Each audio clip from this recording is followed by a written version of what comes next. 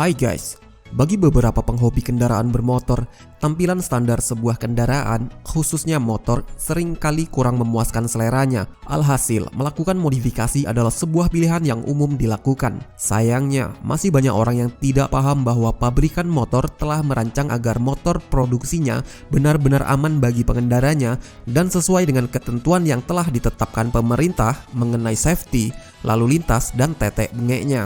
Memang tak ada salahnya melakukan modifikasi agar motor jadi terlihat lebih menarik dan punya ciri khas khusus yang mewakili karakter si empunya. Tapi apa jadinya kalau modifikasi yang dilakukan justru berpotensi membahayakan pengendara dan pengguna jalan?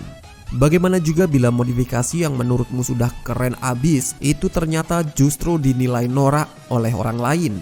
Oleh karena itu, jangan sampai kamu melakukan 7 modifikasi motor seperti ini untuk jalanan umum. Perlu digarisbawahi, untuk jalanan umum.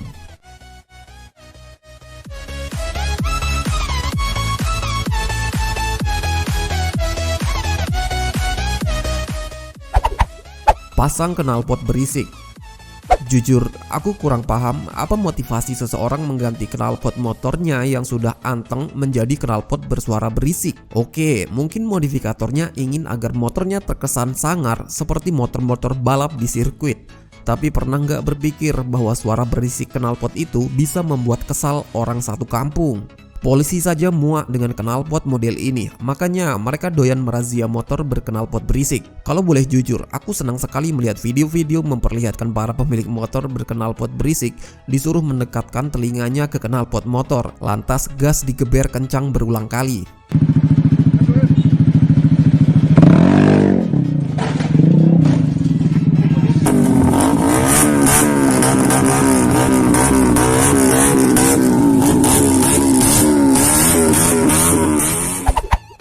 Lepas spion atau memasang spion terlalu kecil. Terkadang mengherankan juga mendengar pendapat orang bahwa sepeda motor dengan 2 spion standar adalah hal yang cupu atau memalukan. Padahal kan fungsi spion tersebut sangat penting. Kita jadi bisa melihat kendaraan yang berada di belakang sehingga lebih waspada saat akan beralih jalur atau berputar arah. Dengan fungsi yang sepenting itu, lucunya banyak orang yang memilih untuk melepas atau menggantinya dengan spion yang lebih kecil. Ada juga yang di bawah setang, tapi menurutnya keren. Mereka bahkan rela untuk menoleh saja ke belakang jika ingin melihat kondisi lalu lintas di belakangnya. Terus bagaimana kalau kamu tidak awas dengan kondisi jalanan di depan saat sedang menoleh ke belakang? Bisa-bisa malah terjadi tabrakan. Pakai ban kecil. Mengganti ban standar dengan yang berukuran lebih kecil adalah salah satu modifikasi yang paling jamak ditemui di Indonesia.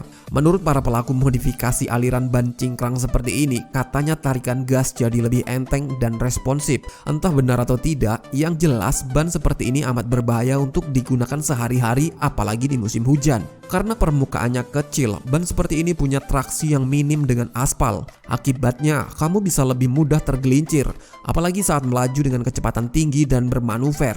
Ban ini juga tidak mampu meredam benturan dan getaran sebaik ban standar. Bukannya makin keren, kamu bakal makin kere karena velg jadi lebih cepat rusak gara-gara ban kecilmu tidak melindungi velg dengan baik. Tapi kalau setekat buat ajang joget-joget konten TikTok doang, tidak untuk jalanan umum, sepertinya polisi tidak murka.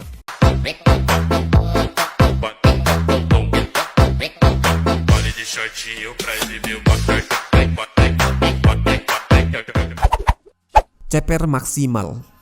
Memodifikasi motor hingga menjadi ceper sempat jadi tren yang booming di medio 2000-an. Meski kini tak banyak lagi yang menerapkannya, tapi masih ada. Nyatanya modifikasi ceper masih punya peminat.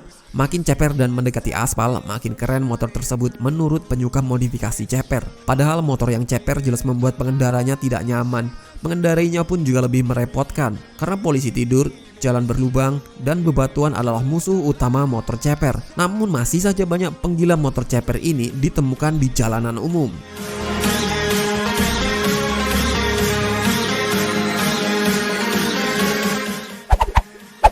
Melepas spekbor belakang.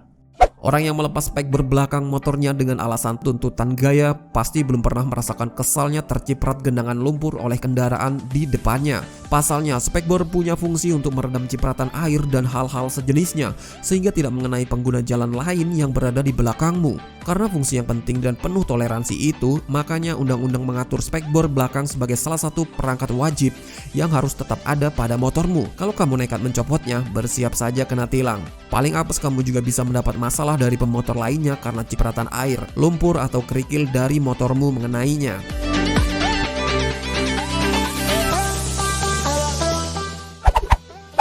Lampu belakang bening.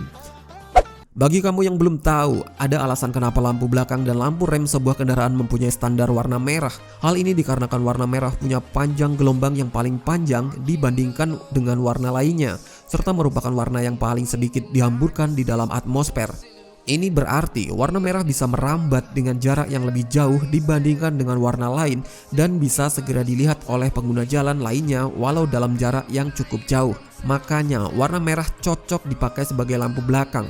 Intensitas cahayanya pun tidak terlalu tinggi sehingga tidak menyilaukan.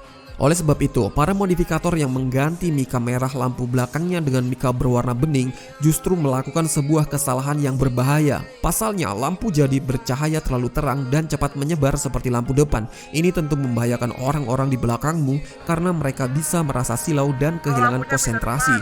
Kadang yang lebih ekstrim lagi, lampu belakang diganti lampu strobo terang banget anjir. Silau lampunya. Norak asu, pengen rasanya aku tendang dari belakang ini motor. Tapi kan aku manusia.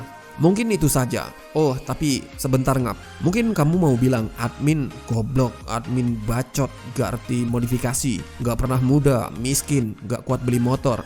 Woi, aku tidak peduli, I don't care. Yang aku bilang barusan itu memang semua larangan di jalanan umum yang sudah diterapkan dari sononya. Example, cobalah kamu berpikir sebagai manusia normal. Kamu berkendara di belakang manusia seperti ini, memodifikasi knalpot berisik, plus gak pakai spion, spekbor dicopot, lampu belakang pakai mika bening, kondisi hujan plus di malam hari pula. Kasian ngap pengendara lain di jalan kayak motor lu paling kenceng aja, paling arogan lah.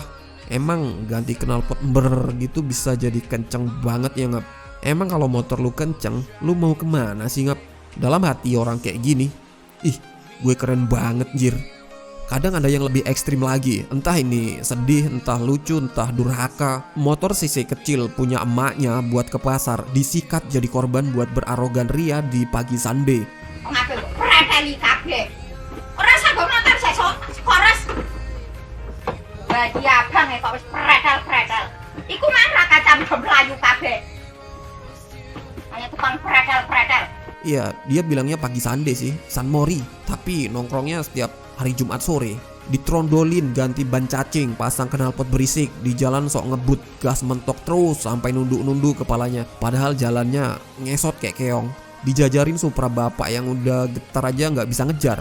Mampir ke tukang stiker, ganti stripping, tulis bacot, langsung test drive, kecepatan nambah 50 km per jam, disamperin Revo, nangis.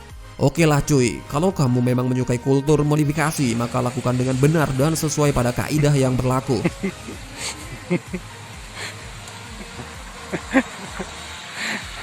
Atau kamu memodifikasi motormu dengan tujuan dipakai sebagai lomba show atau ajang kontes saja. Dan ingat, selain bisa membahayakanmu, modifikasi yang salah juga bisa jadi penyebab bahaya bagi orang lain. Terima kasih telah menonton, tetap safety.